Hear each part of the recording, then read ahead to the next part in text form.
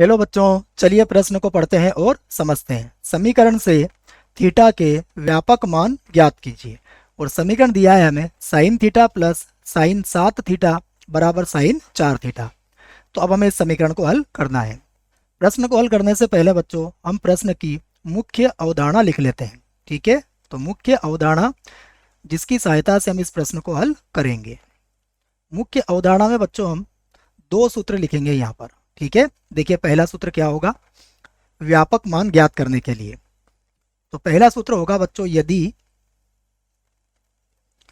Sine x बराबर हमारे पास है साइन वाई, तो इसका जो व्यापक हल का सूत्र होता है बच्चों, ये होता है एक्स बराबर एन पाई प्लस माइनस 1 की पावर n वाई। और यहाँ जो वाई एन होता है बच्चों वो सदैव एक पूर्णांक होता है, ये आपको याद रखना है। ठीक है, तो यहाँ एन जो होगा वो क्या होगा, एक पूर्णांक होगा। तो यहाँ लिख दिया मैंने एन बिलोंग्स टू जेड। ठीक है, देखिए दूसरी मुख्य अवधारणा हम लिख लेते हैं। दूसरी मुख्य अवधारणा में हम लिखेंगे यदि कॉस एक्स बराबर है कॉस वाई, तो इसका जो व्यापक हल होगा वो होगा एक्स बराबर 2n pi plus minus Y. और यहाँ जो n होगा वो सदैव एक पूर्णांक होगा। ठीक है, तो ये दो मुख्य अवधारणा है इस प्रश्न को हल करने के लिए। आइए अब प्रश्न में देखते हैं क्या दिया है हमें। तो दी गई समीकरण देख लेते हैं हम। तो दी गई समीकरण देखिए क्या है जिसे हमें हल करना है बच्चों। समीकरण है हमारे पास sine theta plus sine 7 theta बराबर साइन 4 थीटा।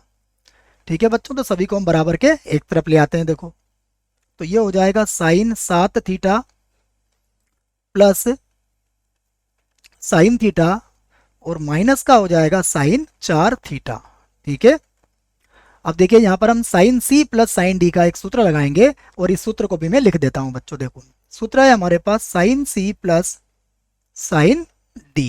ये सूत्र होता है बच्चों, ये होता है 2 साइन सी प्लस डी बटा 2 और कॉस सी माइनस डी बटा 2। तो ये सूत्र होता है बच्चों जो इस प्रश्न में आपको याद रखना है। ठीक है, ये लिख देता हूं मैं। अब देखिए इस सूत्र की सहायता से ये क्या बन जाएगा, हम देख लेते हैं इसे। तो देखिए ये होगा 2 साइन 7 थीटा प्लस थीटा, कितना हो जाएगा बच्चों 8 थीटा, और बटा कितना हो जाएगा 2।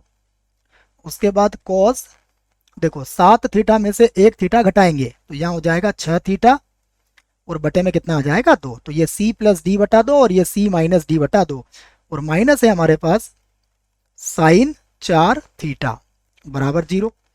ठीक है, अब देखिए आप यहाँ पर ये 2 से कट जाएगा हमारे पास, तो यहाँ कितना बचेगा साइन 4 थीटा। तो ये लिख दिया मैंने 2 साइन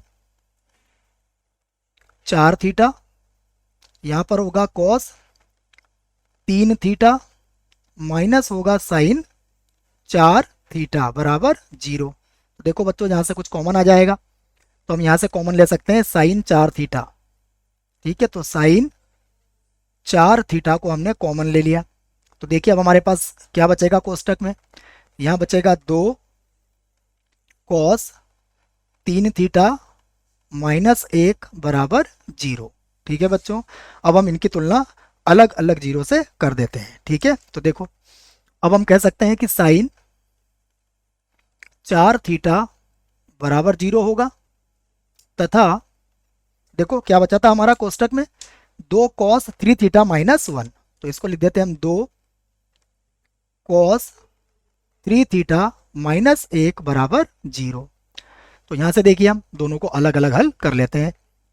यहाँ देखिए साइन 4 थीटा बराबर 0 है, तो हमने इसको लिखा साइन 4 थीटा बराबर हम लिख सकते हैं साइन 0। ठीक है बच्चों, तो ये हमारे पास साइन 0 हो जाएगा। अब बताइए हम मुख्य अवधारणा में जो हमने सूत्र लिखा था वो सूत्र हम यहाँ पर लिख सकते हैं और उसकी हेल्प से इसको हल भी कर सकते हैं बच्चों। ठीक है, तो देखो ये साइन 0, तो क्या बनेगा ये, इसका व्यापक हल लिख देते हैं हम। व्यापक